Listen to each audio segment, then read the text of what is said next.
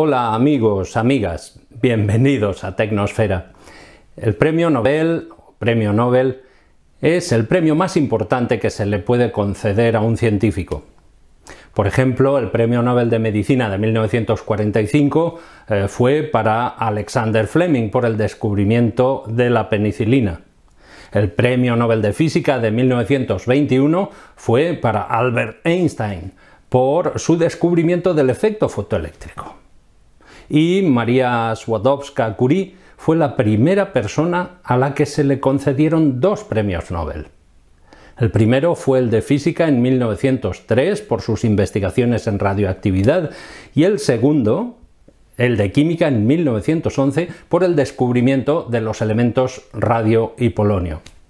Entonces, ¿cómo puede ser que a Harry Kroto le dieran un Nobel en 1996 por un balón de fútbol? Sígueme y te lo cuento.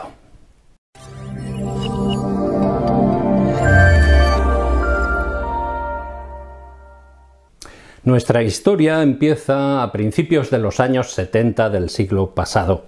Harry Kroto era un joven profesor de química que trabajaba en la Universidad de Sussex, en el sur de Inglaterra, y le interesaban e investigaba sobre moléculas complejas, difíciles de sintetizar y que no servían para nada. Algo así como esta, por ejemplo. Su especialidad era detectar, digamos, la huella dactilar de cada molécula mediante una técnica que se conoce como espectroscopía de microondas y que en el fondo consiste en detectar cómo giran las moléculas. Pues bien, gracias a esa espectroscopía, este tipo de moléculas se habían detectado en el espacio interestelar. Kroto había colaborado con otros colegas y astrónomos canadienses para detectar este tipo de moléculas en el espacio. Interesante, pero ¿cómo se formaban? Kroto tenía una hipótesis. Gigantes rojas. Son estrellas mucho más grandes y masivas que nuestro Sol y muy ricas en carbono. Quizá en la atmósfera de esas estrellas se producían reacciones que daban lugar a estas moléculas de carbono lineales. ¿Pero cómo demostrarlo? Bueno, quizá reproduciendo esas mismas condiciones en el laboratorio. En 1984, mientras asistía a un congreso en Austin, Texas, Kroto contactó con un viejo amigo, Robert Curl, a quien hacía tiempo que no veía. Este le habló, a su vez, de un colega físico, Richard Smalley, que trabajaba en su misma universidad, la Universidad de Rice, en Texas, y que tenía un aparato con el que podía vaporizar cualquier tipo de material sólido. Usaba un láser y creaba temperaturas extremadamente altas. Kroto no lo dudó un momento, pensó que esa era la oportunidad y, como Houston total estaba bastante cerca, se fue directamente con su amigo a visitar al tal Richard Smalley. Lo que ocurre es que Smalley inicialmente no le hizo mucha gracia. Smalley era físico, él trabajaba con materiales sofisticados, semiconductores como el silicio, le gustaba bombardear silicio o irradiarlo con láser y producir clústeres agregados moleculares de silicio.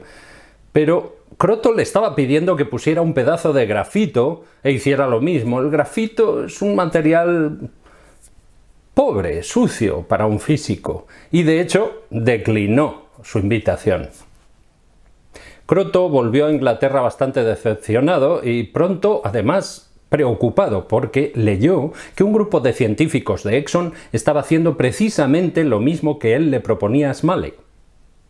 Irradiar con láser un sustrato de grafito para ver qué pasaba, qué moléculas aparecían.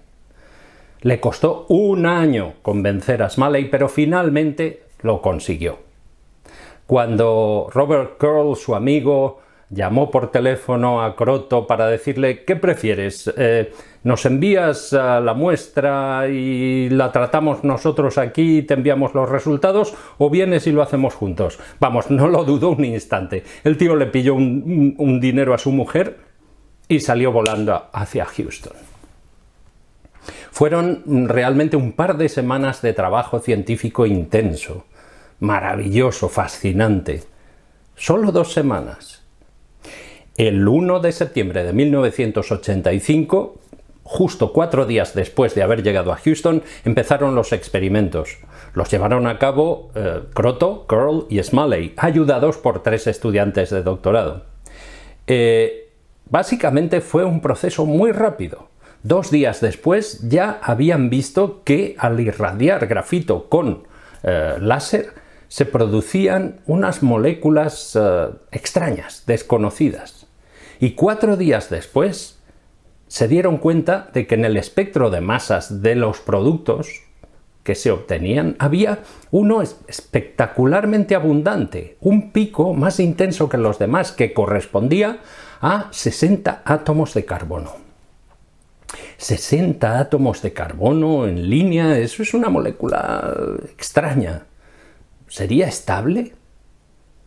C60, ¿qué fórmula es esa? ¿Qué estructura tiene una molécula con 60 átomos de carbono? La estudiaron en detalle, vieron que, sorpresa, todos los átomos de carbono eran idénticos por simetría, eso sí que no se lo esperaban.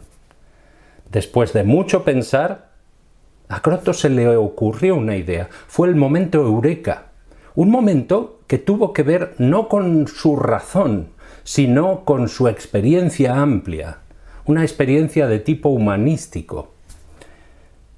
Muchos años antes, Kroto había visitado la Exposición Universal de Montreal en 1967 y allí vio una cúpula geodésica maravillosa, una forma de curvar el espacio componiendo hexágonos y pentágonos, algo que se le había ocurrido a un arquitecto, inventor y humanista norteamericano llamado Richard Buckminster Fuller.